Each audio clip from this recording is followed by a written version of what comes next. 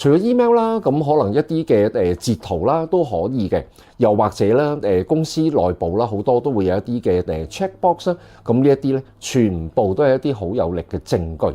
咁提一提大家啦，咁最近都有客人都有咁嘅經歷咧，就係老細咧可能即係電話就叫佢做嘢啦，做完之後咧跟住嗰件嘢就釀成咗啲問題啦。然之後大老細怪責佢，老細真係擘大眼講大話，係咩？我冇叫過佢做。咁咧，所以令佢就即係覺得個人咧，哇！真係好唔開心啊，因為佢老細嗰晚係特登打電話好急咁樣交代做呢一件事。咁啊，當然啦，冇 email 啦，咁佢亦都唔好意思再講乜啦。略為辯解，仲俾人即係鬧得犀利。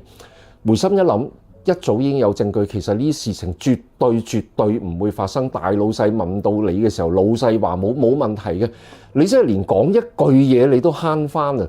你就 attach 翻呢個 email， 你CC 翻晒俾所有人啊，全場靜晒噶啦，就唔會再有人找你麻煩，因為個 email 就係一個確切嘅證據，證明你老細有同你講過。